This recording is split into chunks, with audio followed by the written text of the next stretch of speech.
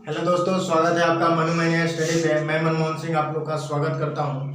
तो यह हमारा बौद्ध धर्म से जुड़ता हुआ अगला और अंतिम वीडियो है। पिछले वीडियो के माध्यम से हमने देखा था कि जो बौद्ध धर्म की शिक्षाएं थी, जो 4 आर्य सत्य थे, मध्यम मार्ग था, पंचशील सिद्धांत, 10 शील सिद्धांत और बौद्ध धर्म की जो मान्यताएं थी, अनिश्वरवाद, अनात्मावादी, मूर्ति पूजा के विरोधी।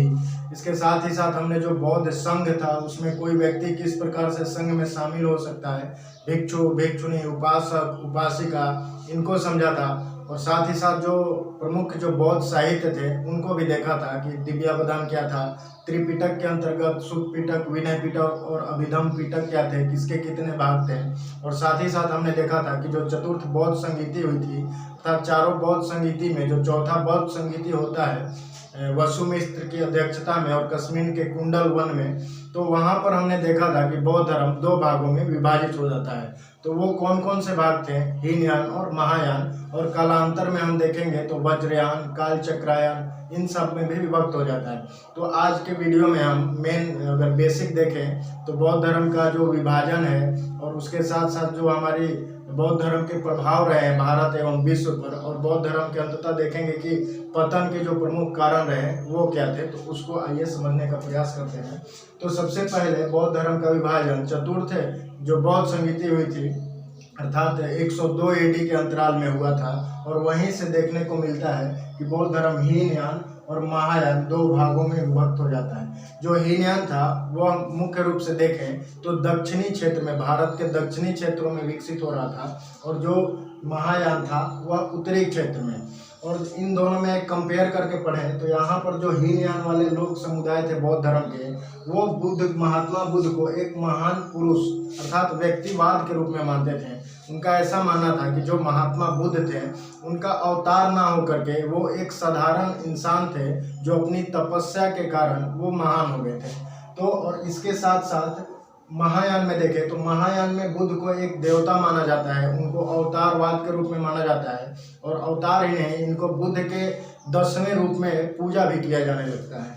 तो एक अंतर यहाँ से मिलता है कि ये व्यक्तिवाद के समर्थक थे और ये जो थे बुद्ध के वो देवता के रूप में पूजा करते थे। जो दूसरा है वही हमारा कि अवतारवाद पर बल नहीं देते थे, और यहाँ पर महायान में अवतारवाद पर बल देखने को मिलता है, अर्थात बुद्ध को एक अवतार माना जाता है। जो हीनयान था उनके जो मूल उपदेश थे, अर्थात जो महात्मा बुद्ध ने अपने मूल उपदेश दिए हैं, बस उन्हीं उपदेशों को वो मानते थे और उनमें अक्षरशः कोई बदलाव नहीं चाहते थे।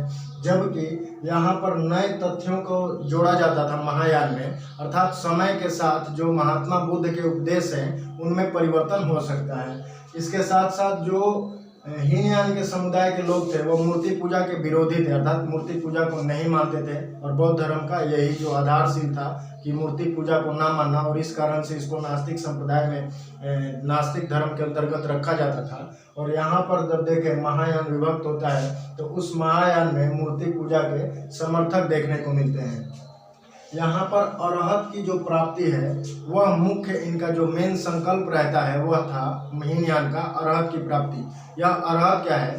तो एक ऐसा व्यक्ति जो खुद की तपस्या से निर्वाण को प्राप्त कर ले, और वह निर्वाण प्राप्ति के बाद मतलब ऐसा नहीं कि दूसरों को शिक्षा दे या समझाया बताए।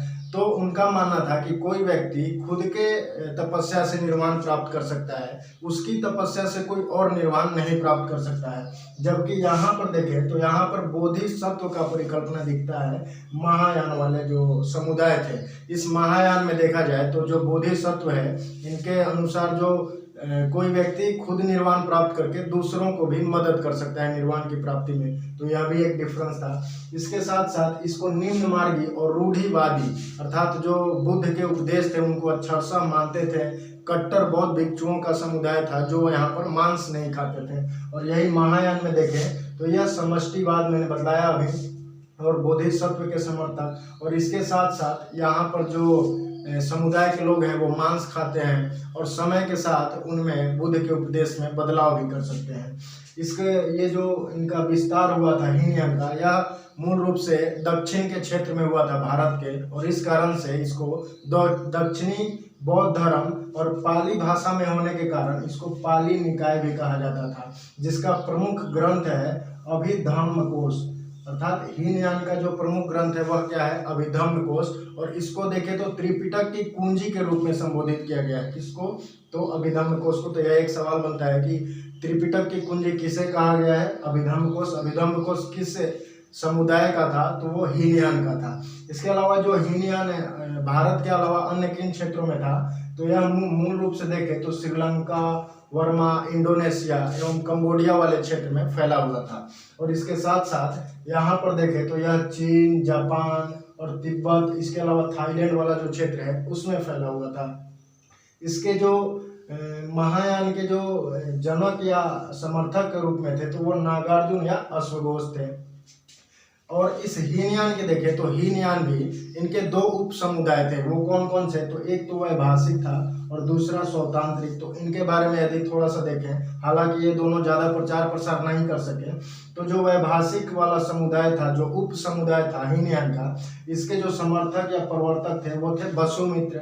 और यह कश्मीर में इसकी उत्पत्ति होती है। और यह जो था यह विभाषा शास्त्र पर अर्थात उस पर आधारित था। और यह प्रत्यक्ष को प्रमाण के रूप में मानता है, अर्थात जो प्रत्यक्ष दिख रहा है उसको किसी प्रमाण की आवश्यकता नहीं है। इस तथ्य को वह यह लेकर के चलता था। और जो स्वतांत्रिक था इसके समर्थक कौन थे? तो कुमार लाट, ये नाम आ सकते हैं। और यह जो था, जो त्रिपिटक में एक सूत पिटक हमने पढ़ा था, उस सूत पिटक पर आधारित था। तो एक बार रिकॉल करते हैं हीनयान को। तो हीनयान में जो महात्मा बुद्ध को एक पुरुष के रूप में माना गया है, अवतारवाद पर बल नहीं देते हैं, मूल उपदेश को अक्षरशः मानते हैं, मूर्ति पूजा के विरोधी हैं, अरहत को प्राप्त करना चाहते हैं। इसके अलावा इसको पाली निकाय भी कहा गया है। और जो महायान था इसमें बुद्ध को देवता और अवतार के रूप में बतलाया गया है, जिनका विष्णु का अवतार मान करके 10वां अवतार उनकी पूजा की जाती है। साथ ही साथ मूर्ति पूजा के समर्थक, अवतारवाद पर बल, बोधिसत्व के समर्थक और इसके जो जनक है नागार्जुन और अश्वघोष। और जो इसका विस्तार हीनयान का हुआ है वह श्रीलंका एवं वर्मा। और यह जो महायान है चीन, जापान एवं तिब्बत। और महायान भी देखें तो समय के साथ दो भाग, जो इसके उप समुदाय हैं वह दो भागों में विभक्त रहते हैं। वो कौन से? तो पहले जो है शून्यवाद और दूसरा जो है विज्ञानवाद या योगावाद, उसको या योगाचार बोलते हैं। तो इस शून्यवाद का जो समर्थक थे नागार्जुन थे, जिनको भारत का आइंस्टीन बोला जाता है। और इसको देखें तो यह सापेक्षवाद या मध्यमवादी सिद्धांत पर आगे बढ़ रहा है। और विज्ञानवाद था तो इसके जो योग एवं विज्ञान वाली जो चीजें थी उसके सपोर्ट में रहता था। कौन सा? विज्ञानवाद। और इसके समर्थक मैत्रेयनाथ थे। तो हीनयान के भी दो उप समुदाय थे। कौन कौन से? वैभाषिक और स्वतांत्रिक। और महायान के दो समुदाय थे, शून्यवाद और विज्ञानवाद। और इसके जो समर्थक थे वैभाषिक के वसुमित्र, स्वतांत्रिक का कुमार लाट, शून्यवाद का नागार्जुन और विज्ञानवाद के मैत्रेयनाथ। तो इसको याद रख सकते हैं।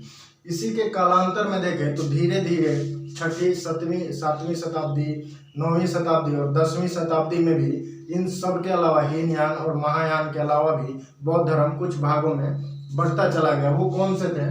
तो समय के कालांतर में देखें तो एक जो इनका और उप शाखा बना वह था व्रजयान। यह 7वीं AD में प्रकाश में आया। और इसमें वैदिक धर्म के गुण आने प्रारंभ हो गए।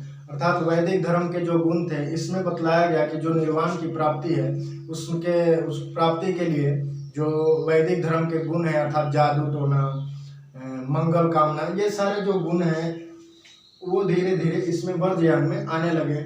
और इसके साथ ही साथ यहाँ पर जब हम देखे थे महायान में बुद्ध को देवता माना जाता है, तो इस व्रजयान में न केवल बुद्ध को बल्कि तारा देवी और काल चक्र देवी की भी पूजा, मतलब इनकी पत्नी के रूप में, बुद्ध की पत्नी के रूप में काल देवी की, तारा देवी और काल चक्र देवी की पूजा भी की जाने लगती है। और इसके जो प्रवर्तक थे व्रजयान के वो थे असंग। और इनको मुख्य रूप से देखा जाए तो बौद्ध धर्म के पतन के कारण की ओर जो बौद्ध धर्म अग्रसर हुआ पतन की तरफ, तो वो मेन कारण ये जो वज्रयान आया था यही था। हालांकि ये जो बौद्ध धर्म अपने विभिन्न समुदाय में टूट रहे थे, यह एक बहुत बड़ा रीजन रहा बौद्ध धर्म के पतन का। इसके साथ हम अगर यदि अगला देखें तो 9th सेंचुरी में AD में काल चक्रायन नामक एक समुदाय का उदय हुआ जो बौद्ध धर्म से विभक्त होकर के बना था। और इसके प्रवर्तक जो थे मंजूश्री, और यह मूल रूप से नेपाल वाले क्षेत्र में विकसित हुआ था।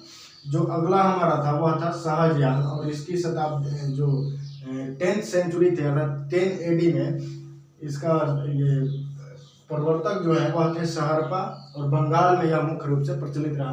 तो इसको थोड़ा थोड़ा आप याद रख सकते हैं। वज्रयान, इसमें वैदिक धर्म के गुण आ गए, और महात्मा बुद्ध के 2 पत्नियों की भी पूजा होने लगी। हालांकि यह काल्पनिक पत्नियां थी। इसमें काल चक्र के माध्यम से निर्वाण को प्राप्ति किया जाता था। इसके अलावा काल चक्रायन के प्रवर्तक मंजूश्री थे, और सहजयान के प्रवर्तक जो थे वो थे सहरपा। इसके साथ साथ मैंने एक वर्ड लिखा है उपासेत, जो बौद्ध धर्म से जुड़ता हुआ है। तो उपासेत का देखा जाए तो बौद्ध धर्म में एक बहुत बड़ा जो मान्यता रहता है, तो मान्यताओं के अंतर्गत उपासेत है। उपासेत बौद्ध धर्म में ऐसा दिन था जिस दिन सारे दोष को भुला करके, सारे दोष को माफ करने के लिए लोग प्रायश्चित करते थे। और यह कब होता था? तो प्रमुख 6 उपासक सेठ होते थे, जिसमें माघ उपासेठ, आषाढ़ उपासेठ, चैत्य उपासेठ, श्रावण उपासेठ, इस प्रकार के थे। और सब में अलग अलग था, जिसमें किसी में धर्म चक्र परिवर्तन के बारे में। तो उपासेठ था क्या बेसिकली? तो यह पति मोक्ष का पाठ किया जाता था इसमें, और यह हर महीने के जो शुक्ल पक्ष का अंतिम दिन होता है, शुक्ल पक्ष और कृष्ण पक्ष का, अर्थात अमावस्या या पूर्णिमा, उस दिन होता था पति पोख जो उपासेठ था। और इसके अंतर्गत पति पोख का पाठ करके अपने दोषों का प्रायश्चित किया जाता था। तो ये उपासेठ याद रखेंगे। इसके साथ साथ बौद्ध धर्म के देखे प्रभाव की विश्व में और भारत में क्या प्रभाव रहे, तो जो राजनीतिक क्षेत्र में देखा जाए तो युद्ध प्रवृत्ति में जो कमियां थी वो देखने को मिली, तो वो बौद्ध धर्म का एक बहुत बड़ा देन था। इसके साथ साथ विदेशी संबंध जो थे वो विकसित हो रहे थे, अर्थात इस धर्म के मामले से जो लोग एक दूसरे से जुड़ रहे थे, उस कारण से विदेशी संबंध सुधरते हुए नजर आ रहे थे। इसके साथ साथ जो विश्व शांति था वो कायम हो रहा था। और जो सामाजिक रूप में देखें तो सामाजिक समानता का भावना, जाति प्रथा में सद्भावना, इसके साथ साथ नए नए उपजाति और जो सामाजिक नैतिकता थी उसमें भी बदलाव देखने को मिले। और इस प्रकार से देखा जाए तो सामाजिक रूप से एक सामाजिक एकता धीरे धीरे बनता गया। धार्मिक क्षेत्र में देखें कि धार्मिक रूप से किस प्रकार प्रभाव डालता है बौद्ध धर्म, तो सबसे बड़ा जो था वह था हिंदू धर्म में सुधार। बौद्ध धर्म को प्रभाव को देखते हुए जो हिंदू धर्म थे, तो हिंदू धर्म भी धीरे धीरे अपने जो उनके संस्कारों में हमने देखा था कि जो वैदिक काल थे उसमें बहुत सारे जो बदलाव थे, तो उस बदलावों को चेंज करके उनका जो हिंदू धर्म था उनका धीरे धीरे पुनरुत्थान होने लगा। इसके साथ साथ जो धर्म थे उन धर्मों का विस्तार न केवल भारत में बल्कि दूसरे क्षेत्रों में भी हो रहे थे, अर्थात एक धर्म को देख करके नए नए धर्मों का भी उदय हो रहा था। इसके साथ साथ सांस्कृतिक क्षेत्र में आप जानते होंगे कि जो कला का विकास बौद्ध धर्म ने स्तूप बनाकर, स्मारक बनाकर, बौद्ध भवनों का निर्माण करके दिया है, वो काबिल तारीफ है, आप जानते होंगे। इसके अलावा शिक्षा एवं साहित्य के क्षेत्र में और विदेशों में जो भारतीय संस्कृति का प्रसार होता है वह किस प्रकार से होता है, तो बौद्ध धर्म एक बहुत बड़ा कारण बनता है इन सब चीज़ों का। और अंततः देखेंगे कि कुछ जो मूलभूत कारण थे जिसके कारण बौद्ध धर्म का पतन हो गया, तो वो कौन थे? तो सबसे बड़ा आएगा हमको, सबसे बड़े तो आप यही देखिए कि जब बौद्ध धर्म में विभाजन हो जाता है तो जो बौद्ध धर्म का मूल स्वरूप था उसने वो अपना खो दिया। धीरे धीरे इसमें वैदिक धर्म के पक्ष शामिल होते गए, जादू टोना, मंगल कामना करना, यज्ञ, ये सब धीरे धीरे समाहित होने लगे इसमें। संघ का दुरुपयोग, जो बौद्ध संघ था उस बौद्ध संघ में देखिए तो वो बौद्ध संघ न रह करके वहाँ पर जो अनुशासन, जो नियमें बने थे वो नियमें धीरे धीरे समाप्त होने लगे। और संघ का दुरुपयोग देखें तो विलासिता का केंद्र बन गया, वैश्यवृत्ति होने लगा, एक आडंबर का केंद्र बन गया, केंद्र क्या अड्डा बन गया था ये, तो ये भी एक कारण रहा। और तुर्कों का आक्रमण भी उस समय होने लगता है बौद्ध धर्म के साथ साथ। जब बौद्ध धर्म पराकाष्ठा से जब ये धीरे धीरे विभक्त होकर के बौद्ध धर्म को देखेंगे कि 2 भागों में टूटता है, बहुत सारे समुदाय आ जाते हैं, तो यह तो पहले ही टूट चुका रहता है और इसी में आक्रमण हो जाता है तुर्कों का, तो लोग इससे और हटने लगते हैं और तुर्कों का आक्रमण भी रहता है एक मेन कारण। और बौद्ध धर्म का विभाजन आप देख ही लिए। और ब्राह्मण धर्म का पुनरुत्थान, ब्राह्मण धर्म का जब धीरे धीरे पुनरुत्थान होने लगता है तो बौद्ध धर्म में जो लोग जुड़े थे वो फिर से धीरे धीरे ब्राह्मण धर्म की तरफ रुख करने लगते हैं। और इसके साथ ही साथ जो संस्कृत भाषा का प्रयोग आप देखेंगे कि बड़े बड़े ग्रंथ भी लिखे गए हैं बौद्ध धर्म में, तो सारिपुत्र प्रकरण, सौरानंद, बुद्ध चरित, तो ये सारे जो संस्कृत भाषा का बौद्ध धर्म में उपयोग होने लगा, तो ये गूढ़ भाषा थी। इस कारण यह भी एक कारण रहा बौद्ध धर्म के पतन में। तो यही संस्कृत भाषा का शामिल होना। तो ये जो मेन का इसमें से यदि याद रखना चाहें तो जो हीनयान है दक्षिण के क्षेत्र में, महायान इसके 2 भाग और हीनयान के भी 2 भाग, और कालांतर में ब्रजयान, कालचक्रायन और सहजयान होता है। उपासेत क्या था, और इसके अलावा जो बौद्ध धर्म के विश्व पर राजनीतिक प्रभाव देखें, सामाजिक का प्रभाव किस प्रकार से छोड़ता है, हिंदू धर्म में सुधार होता है, विश्व शांति कायम होती है, राजनीतिक एकता का विकास होता है। तो ये सब प्रमुख कारण थे और पतन के कारण को भी हमने भली भांति समझा। तो आशा करता हूँ ये वीडियो समझ में आया होगा। तो मिलते हैं अगले वीडियो में। धन्यवाद। यदि वीडियो अच्छा लगे तो लाइक करें, शेयर करें, सब्सक्राइब करें। Thank you.